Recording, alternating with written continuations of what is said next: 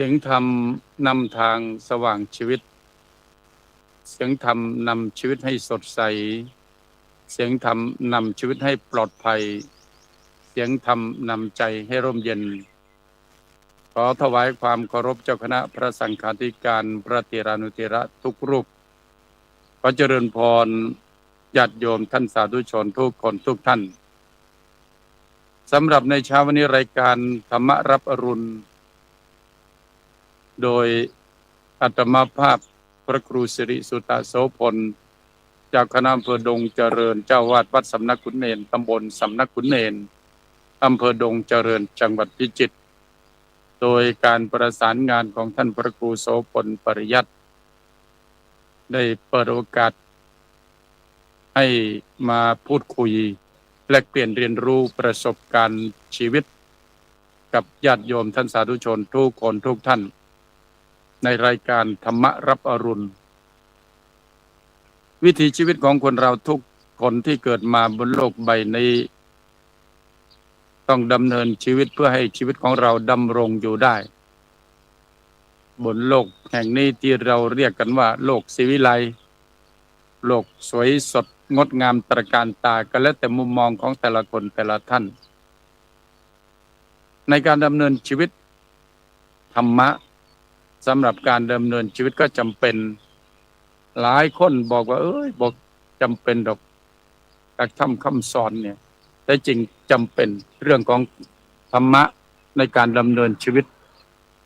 ดังนั้นเช้านี้ก็จะได้นำข้อคิดคติพจน์รสธรรม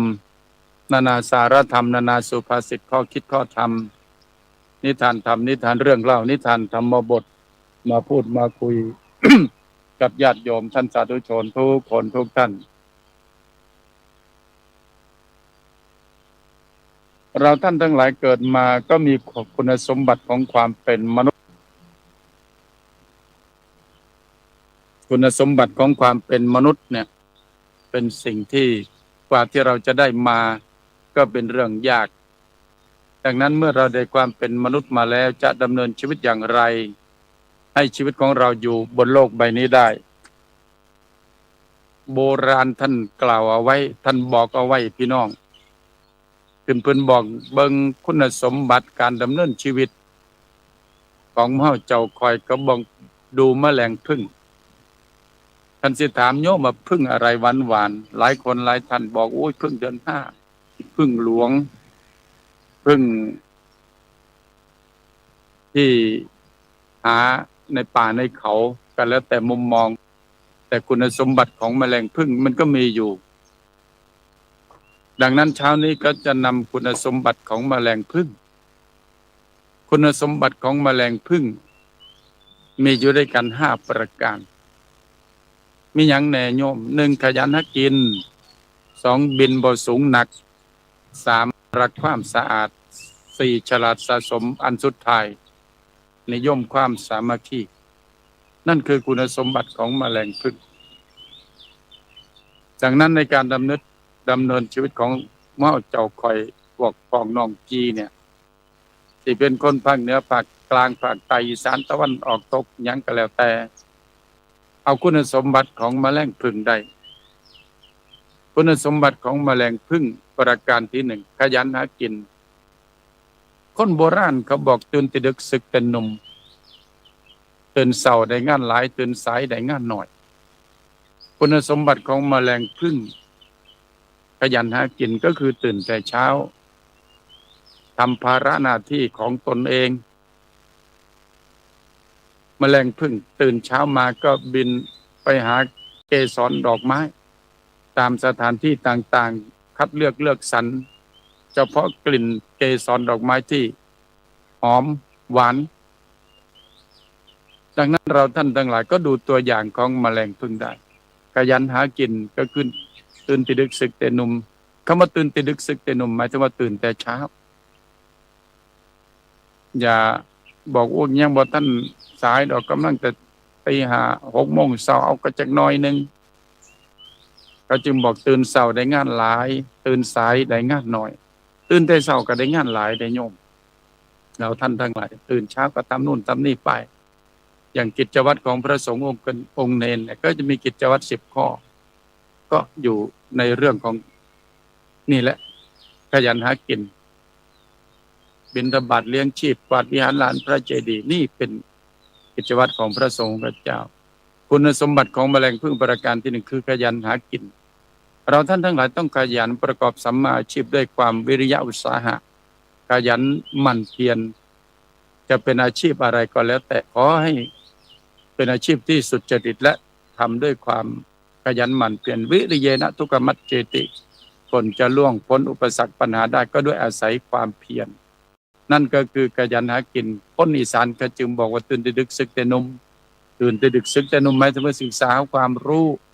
ตอนที่เรายังหนุ่มยังแน่นสมองปัญญามันจะไหลลื่นสมัยเป็นเด็กหน่อยเป็นเน่นหน่อยก็เป็นเน่นหน่อย9 ปีโยมครูบาอาจารย์เพื่อให้ท่องบาลีก็ท่องให้ท่องนักธรรมก็ท่องมันก็จำได้ง่ายเพราะอย่างเพราะสมัยแต่เก่าก่อนจีมันว่ามีเทคโนโลยีไม่มีอะไรเหมือนอย่างนี้แค่ฟังวิทยุทรานซิสเตอร์นี่ก็สุดยอดแล้วเพราะฉะนั้นความเครียดอะไรต่างๆมันก็มีน้อยมันก็เลยทำให้เราท่องหนังสือเนื้อหานี่ก็จำได้ง่ายเพราะไม่เครียดไม่ได้มีเรื่องกังวลใจอะไรเยอะแยะมากมาย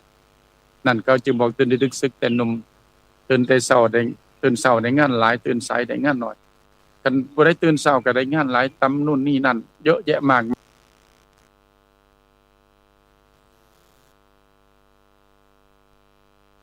มายสิบอกบ่มีงานทำก็บ่แม่นตื่นสายได้งานน้อยตื่นสายนะแค่เรา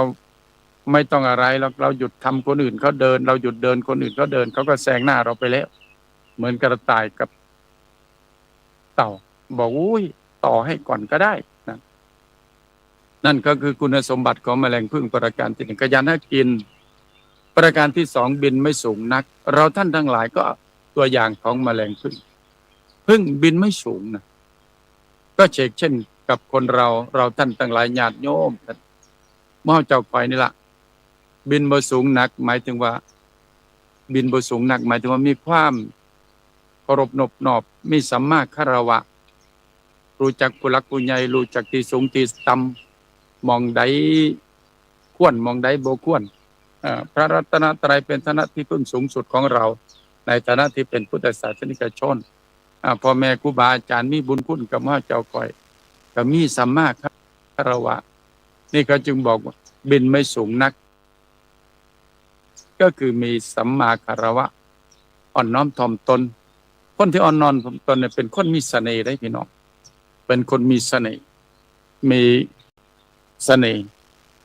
ไม่ต้องไปขอสีพึ่งจากคนนั้นคนนี้ไม่ต้องไปละเอาเนี่ยพระพุทธอ่อนน้อมถ่อมตนเนี่ยเป็นคนมีเสน่ห์ตัวนั่นก็คือบินไม่สูงนักคุณสมบัติของแมลงผึ้งประการต่อมาขยันให้กินบินไม่สูงนักรักความสะอาดเราท่านทั้งหลายทุกคนทุกท่านเนี่ยรักความสะอาดเรือนชานบ้านช่องก็ต้องให้สะอาดความสะอาดมองนี่หมายถึงนอกเหนือจากสะอาดกายแล้วต้องสะอาดใจใจของเราก็ต้องบริสุทธิ์หมดจดผ่องใส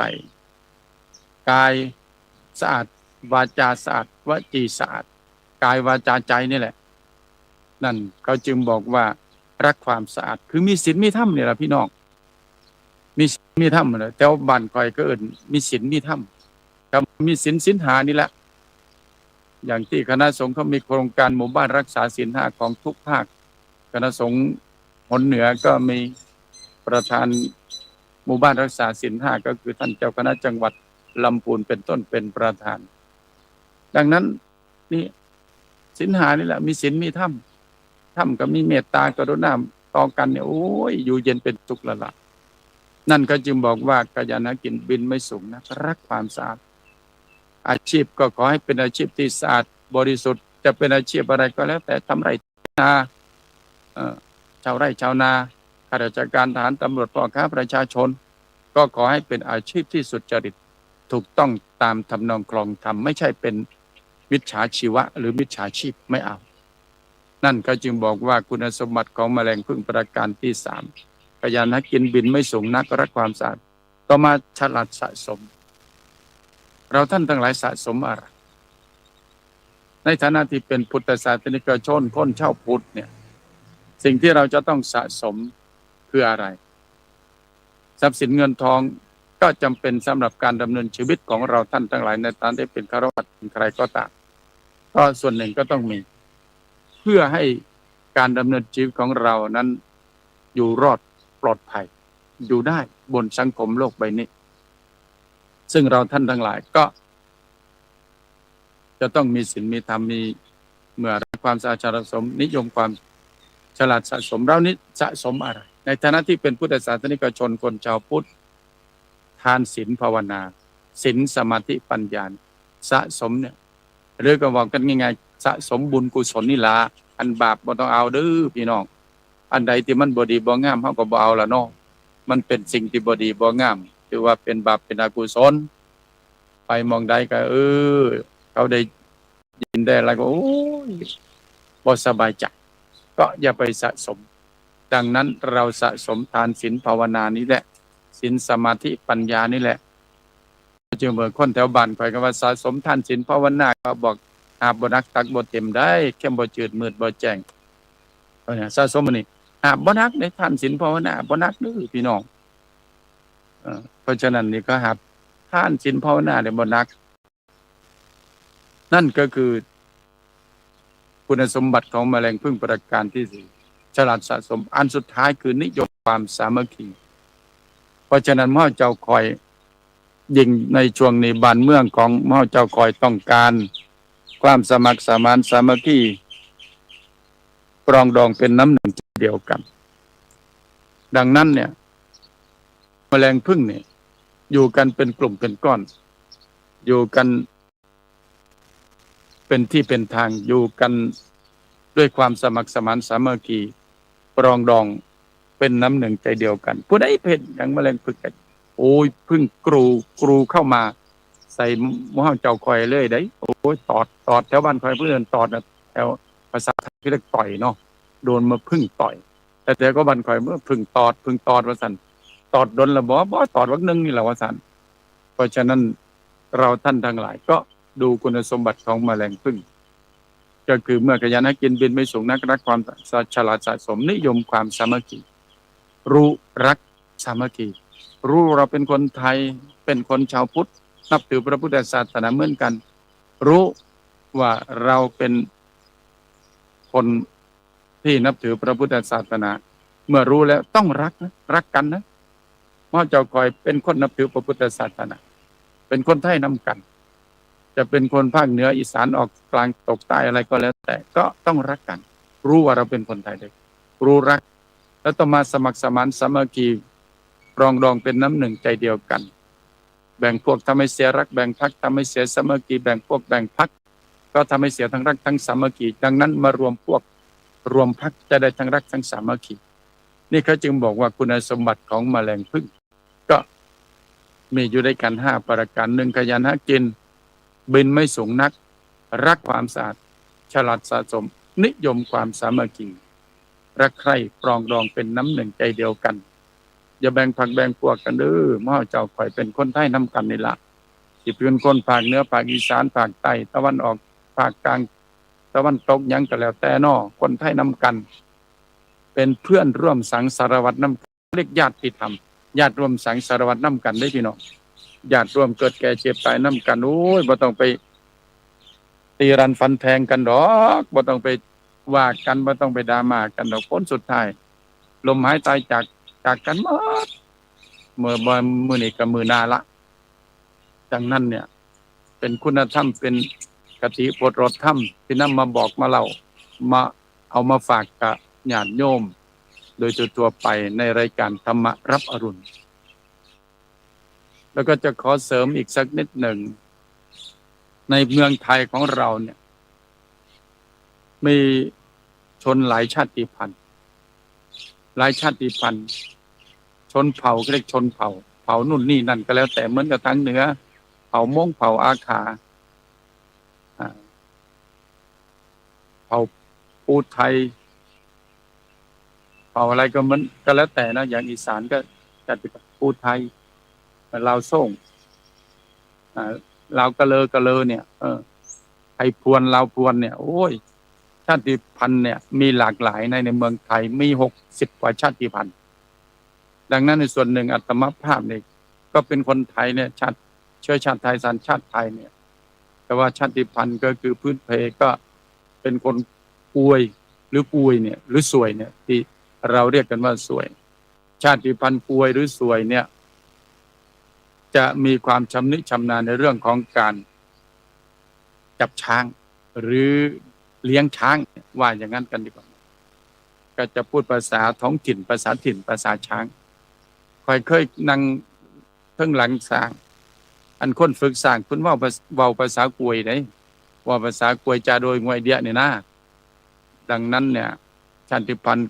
กวยเนี่ยก็จะมีพื้นเพอยู่ที่อีสานใต้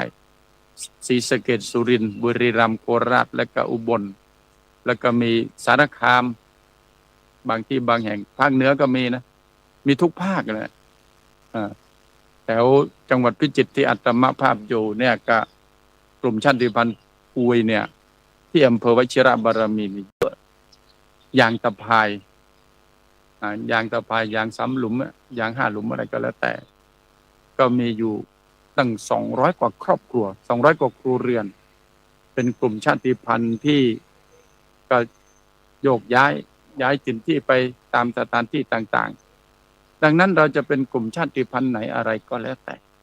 เราก็เป็นไทยเป็นคนไทยด้วยกันก็สมัครสมานสามัคคีปรองดองเป็นน้ำหนึ่งใจเดียวกันที่นำมาพูดมาคุยเนี่ย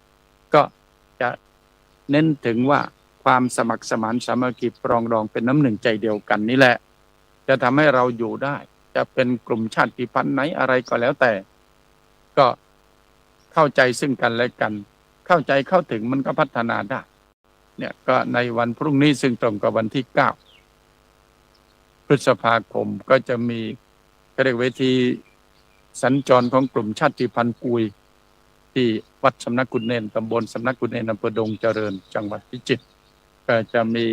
กลุ่มชาติพันธุ์กุยก็สัญจรกันไปแลกเปลี่ยนเรียนรู้กันเหมือนกับเราท่านทั้งหลายนี่แหละในหมู่บ้านของเรา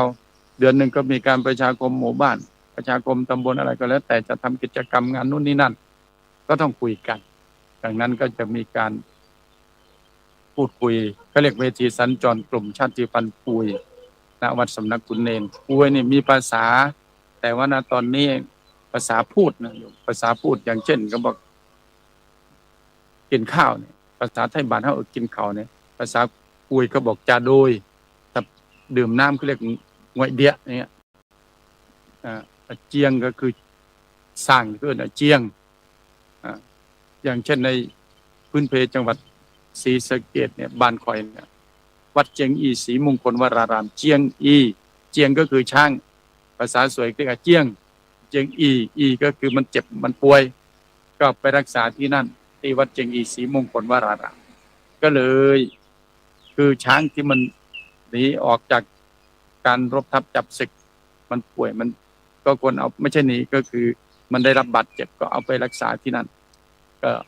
สร้างวัดเป็นอนุสรณ์เป็นที่ระลึกเนี่ยก็มีความพื้นเพมีความเป็นมาของกลุ่มชาติพันธุ์เนี่ยก็มีทั่วไปสปป.ลาวก็มีที่อีสานแถวนครพนมมุกดาหารก็มีโคราชก็มีทั่วไปแต่ว่าแต่ละที่แต่ละแห่งก็มีมากบ้างน้อยบ้างก็ว่ากันไปดังนั้นเช้านี้เนี่ยรายการธรรมะรับอรุณก็ได้นำข้อคิดเกี่ยวกับเรื่องของคุณสมบัติของแมลงผึ้งซึ่งมีอยู่ด้วยกัน5 ประการก็พอที่จะสรุปได้ว่า1คุณสมบัติของแมลงผึ้งประการที่1คือ1ขยันหากินขยันเด้อพี่น้องต่อมาบินไม่สูงนัก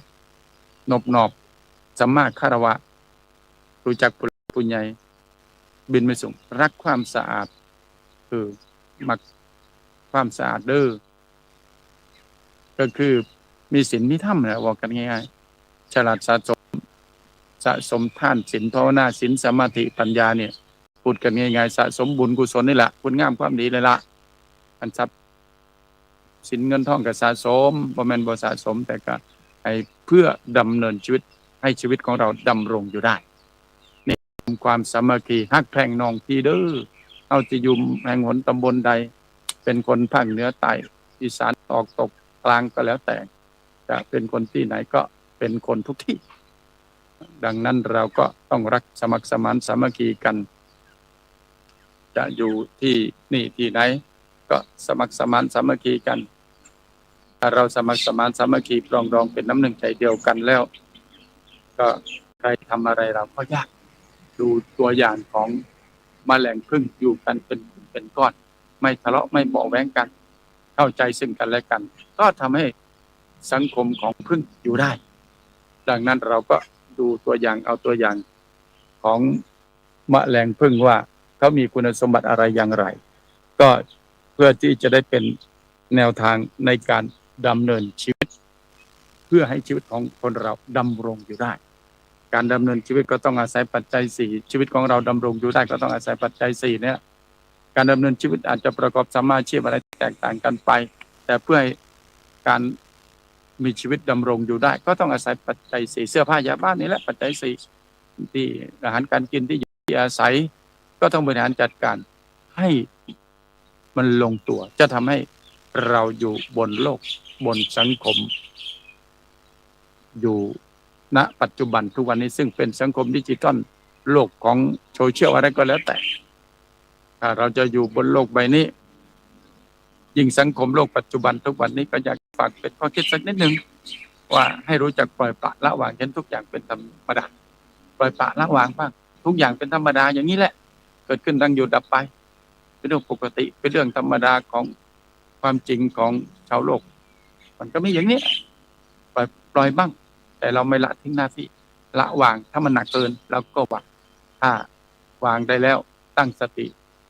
พอไปพอมาได้แล้วก็ทำต่อได้มาสานงานต่อก่องานเพิ่มก่องานใหม่อะไรก็ว่ากันไปดังนั้นเช้านี้รายการธรรมะกับอรุณก็